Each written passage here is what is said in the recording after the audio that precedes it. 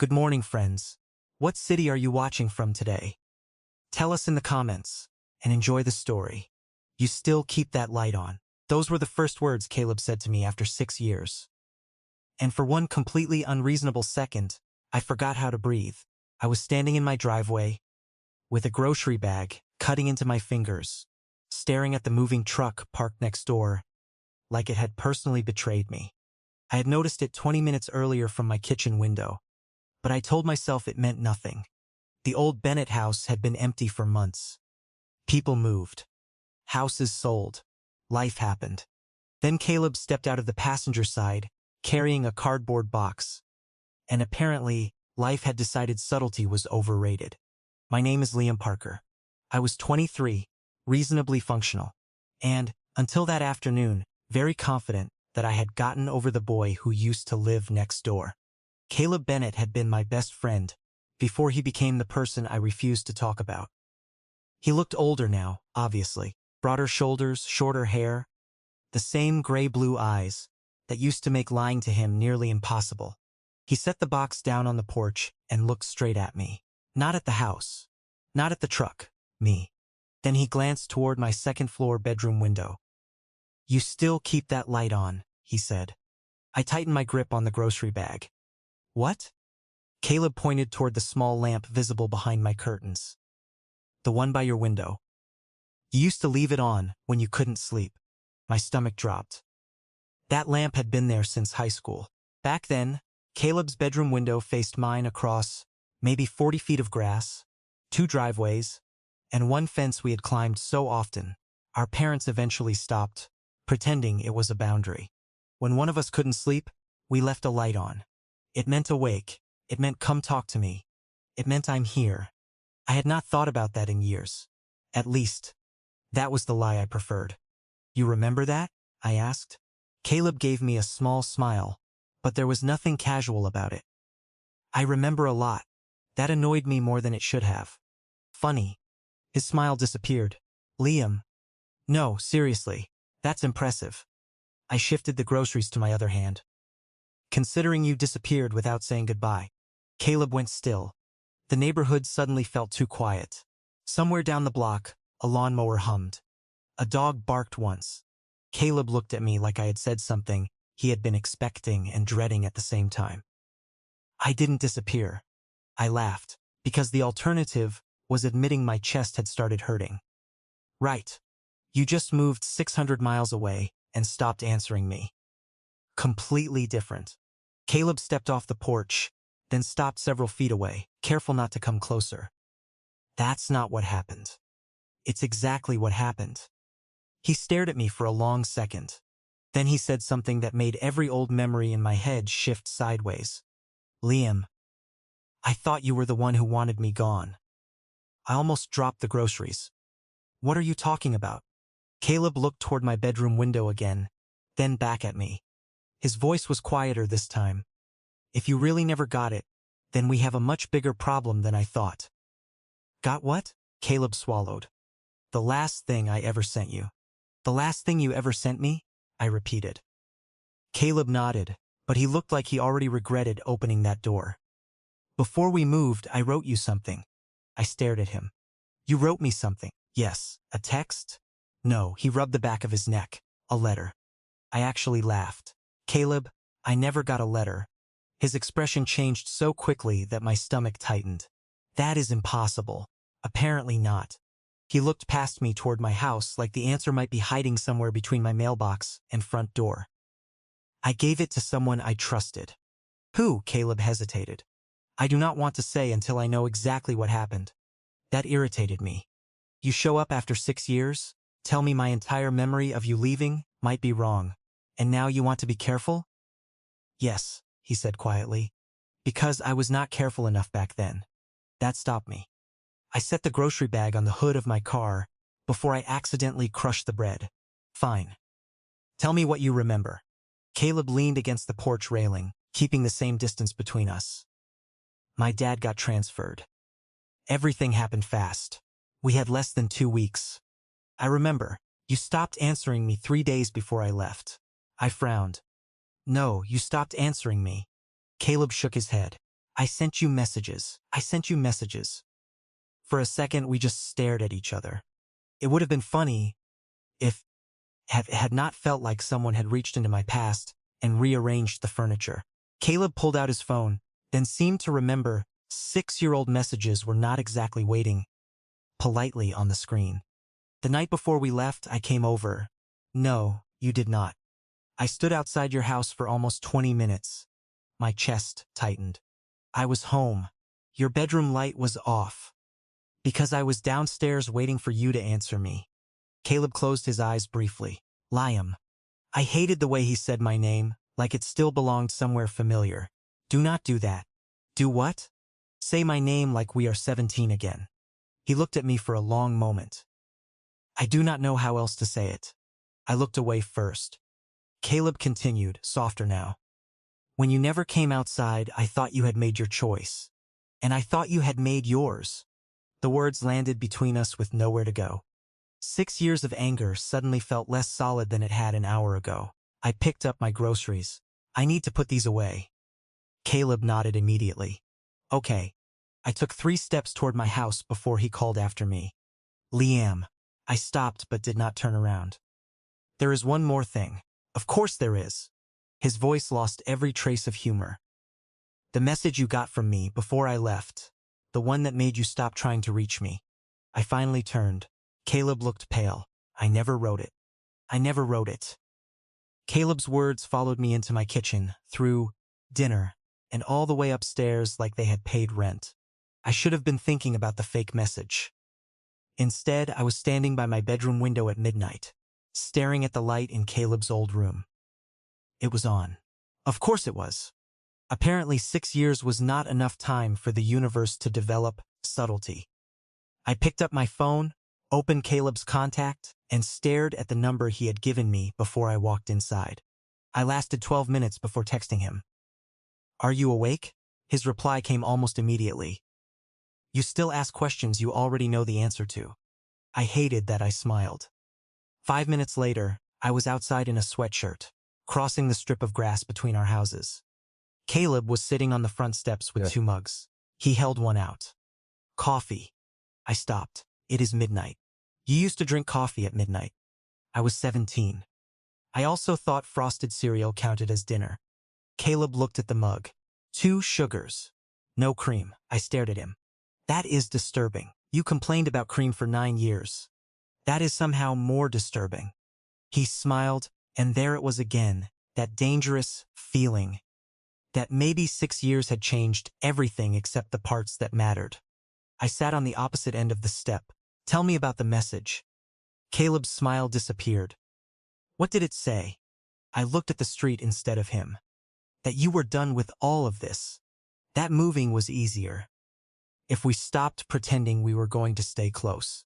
Caleb went completely still. I would never have said that. I believed you did. Why? I finally looked at him. Because you were leaving, Caleb. His jaw tightened, not angry, just hurt. And I thought you were done with me, because you stopped answering. We sat there for a few seconds, with the kind of silence that felt crowded. Then Caleb stood. Come inside.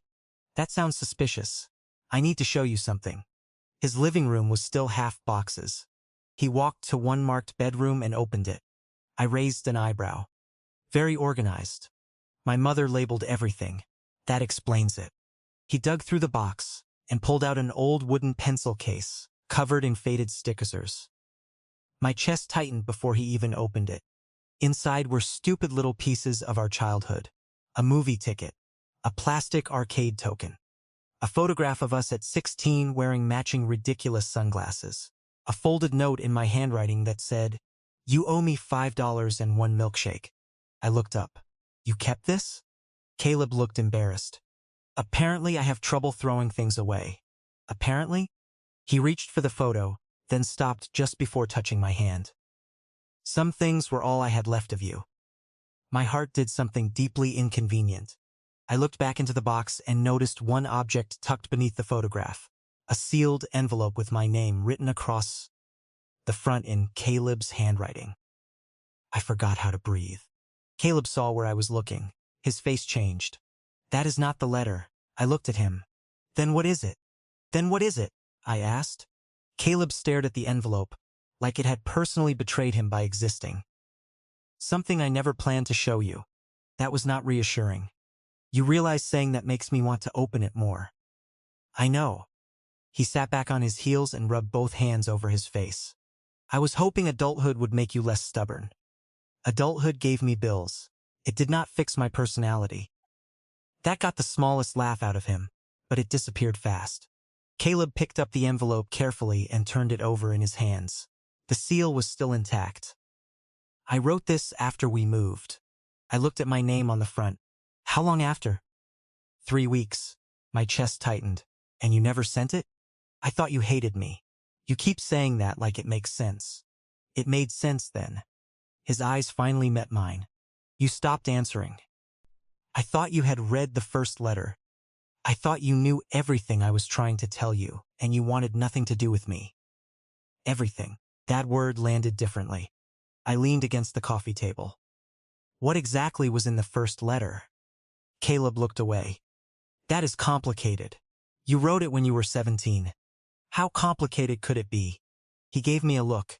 You knew me at 17. Everything was complicated. Fair point. Teenage Caleb once spent 40 minutes choosing between 2 nearly identical hoodies. Emotional honesty never stood a chance. I nodded toward the envelope. Can I read that one? Caleb hesitated long enough to make my pulse speed up. Then he handed it to me. Only if you understand something first. What? I was angry when I wrote it. Mostly at myself. I slid one finger under the edge of the envelope, then stopped. Do you want me to? Caleb looked at me, surprised. You are asking permission? Do not make it weird. I am documenting personal growth. I almost smiled. Caleb, his expression softened. Yes, read it. I opened the envelope carefully. Inside was one folded sheet of notebook paper. The handwriting was unmistakably his, only messier than I remembered. I read the first few lines silently, then stopped. Liam, I do not know what I did wrong. I keep replaying everything. And I still cannot understand how I went from being the person you called when you could not sleep to someone you could erase in 3 days. My throat tightened. I kept reading. There were no dramatic declarations. No accusations. Just Caleb trying to understand why I had vanished from his life, while I had been asking myself the exact same question about him. Near the bottom, one sentence made me look up. I wish I had never told anyone what was in the first letter. Caleb noticed immediately. What? I held the paper between us. You told someone? He went very still. One person, the same person you trusted to give it to me? Caleb nodded once. Yes, who was it? Before he could answer, light swept across the living room windows. A car pulled into the driveway. Caleb looked toward the front door, and every trace of warmth left his face. You have got to be kidding me. I followed his stare. Who is that? Caleb stood slowly. The person who had your letter. The headlights stopped moving, and a car door opened outside. Caleb did not move toward the front door. He just stood there with his shoulders tight, staring at it, like he already knew exactly how this conversation would go. A knock came 3 seconds later. Caleb? A man's voice called from outside. Your mom said you were back. I looked at Caleb. Who is that? His jaw tightened. Blake Mercer. The name hit somewhere old in my memory. Blake had been around back then. Not my best friend. Not Caleb's either. Just close enough to always be there when something happened. Football games, group projects, Friday nights at the diner. The kind of guy adults loved because he remembered birthdays and held doors open. Blake had the letter? I asked. Caleb nodded once. Another knock. Caleb, I can see the lights. Strong detective work, I muttered.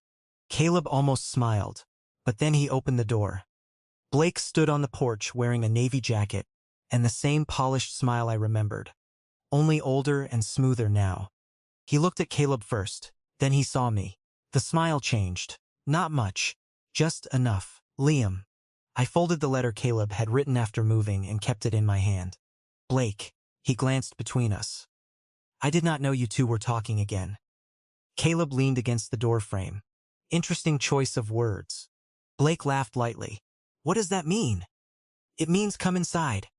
Blake stepped into the living room and immediately noticed the open keepsake box.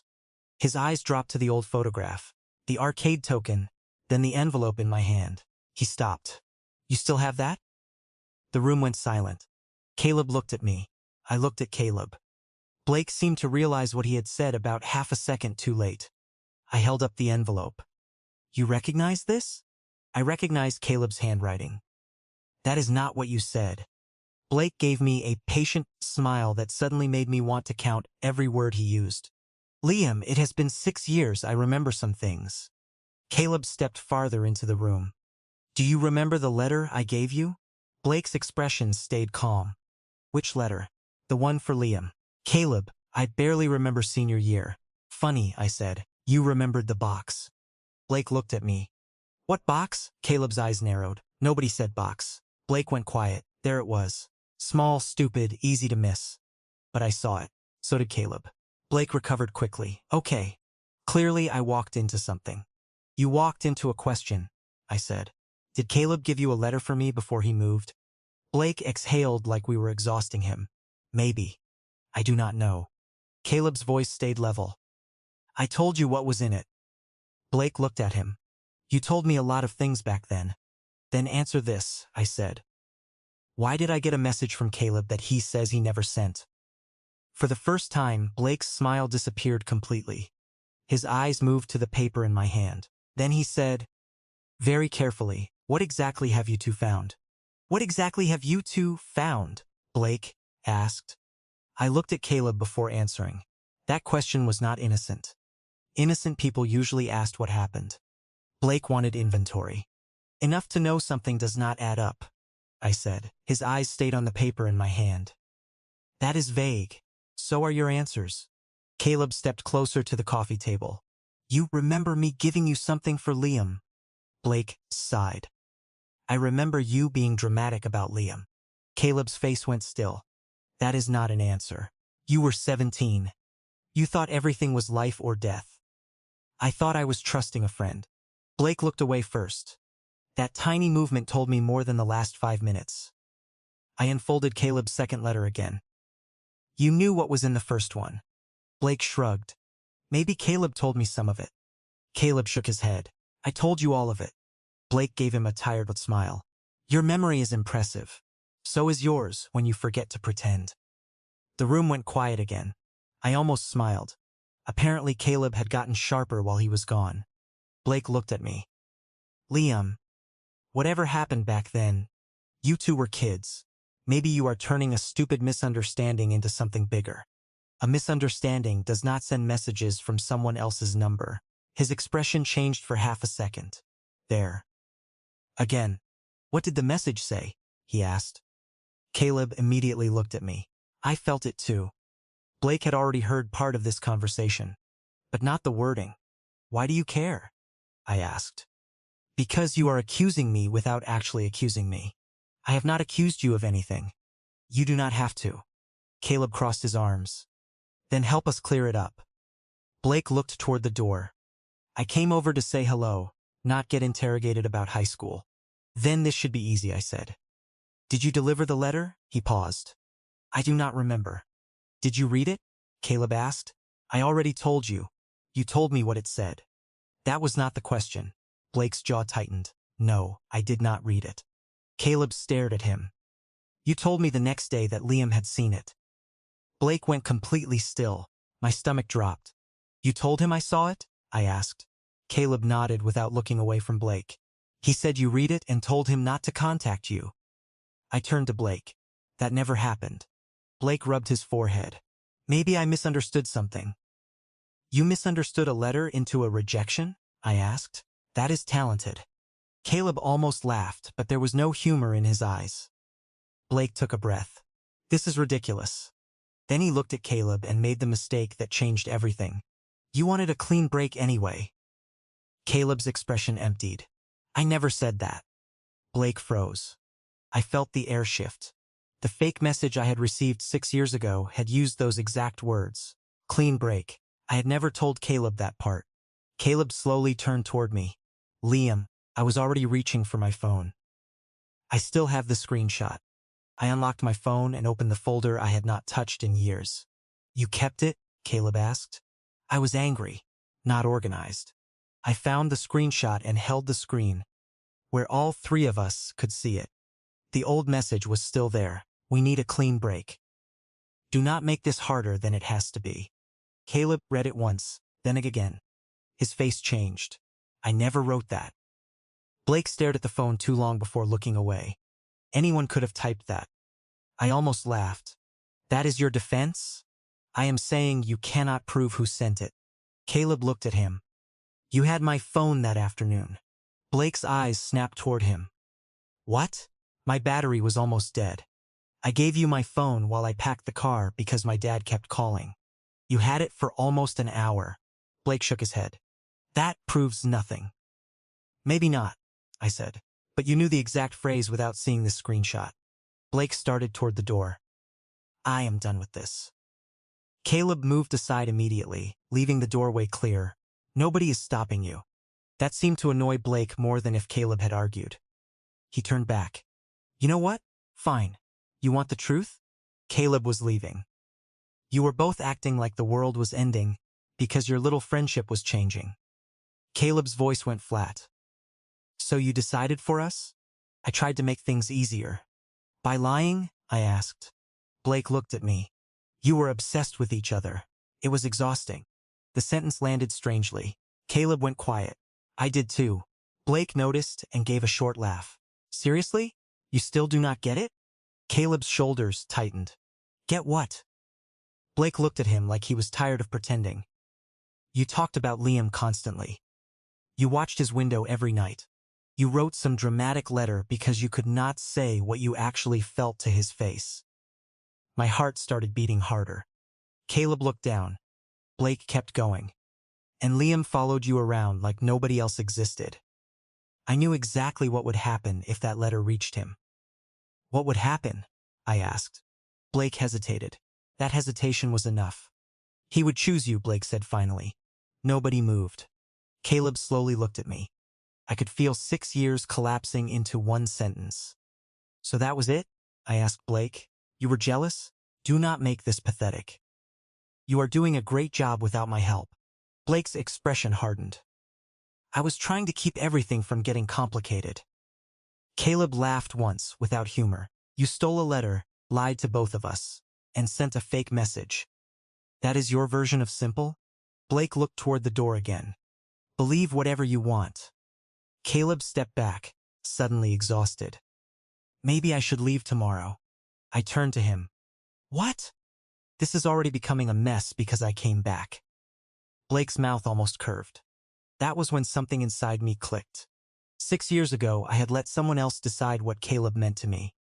I was not doing it again. I reached over and took Caleb's hand. He looked at me like I had just changed the language we were speaking. Then I looked straight at Blake. You already made him leave once.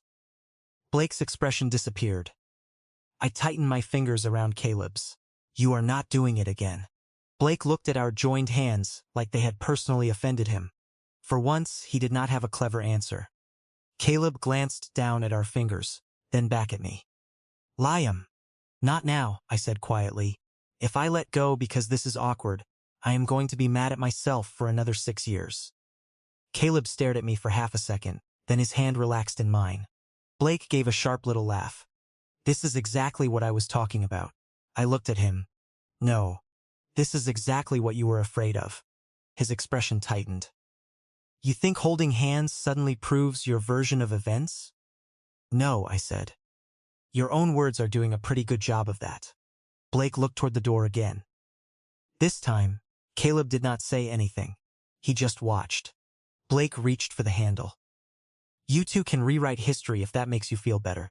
We do not need to rewrite it, Caleb said. We just need to compare what actually happened. Blake paused. Good luck with that. Then he left. The door clicked shut behind him, and the room went completely quiet. I realized I was still holding Caleb's hand. He realized it too. So, he said, this is new. I looked down. Do you want me to let go? Caleb's mouth tilted slightly. I did not say that. My face got warm, which was deeply inconvenient, Considering we had just uncovered 6 years of manipulation, I let out a breath. We need proof. Caleb nodded, suddenly serious again. More than the screenshot. Exactly. We sat at the coffee table and started making a timeline. The first letter.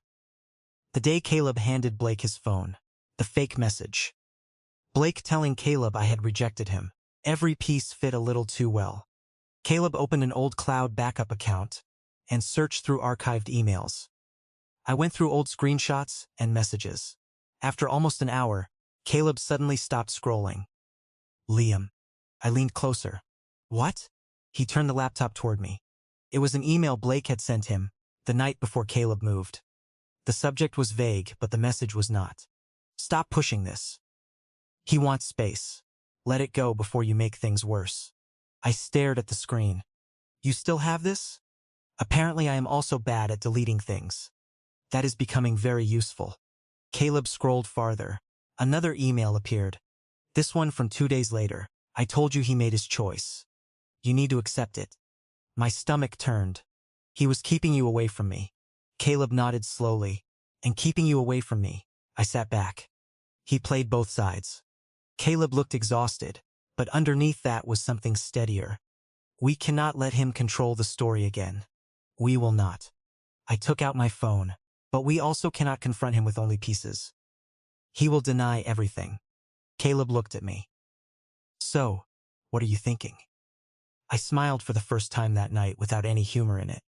I am thinking Blake likes talking. When he believes he is smarter than everyone else. Caleb's eyes narrowed with understanding. You want him to admit it. I want him to think he already won. Caleb leaned back in his chair. That sounds dangerous. Emotionally annoying, maybe. Dangerous, no. He almost smiled. There is the Liam I remember. I looked at him. Good. Because tomorrow I am going to give Blake exactly what he wants. Caleb frowned. What does he want? I locked my phone and stood. To believe you are leaving again. The next afternoon, I texted Blake one sentence. Caleb is leaving tonight. His reply came less than a minute later.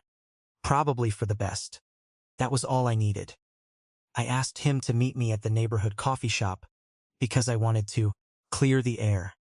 Caleb sat 2 tables away with his laptop open and his hood up, which made him look less like a secret witness and more like someone losing an argument with casual fashion. Blake arrived smiling. So he is really leaving, he asked before he even sat down. I shrugged. Seems that way. He relaxed immediately.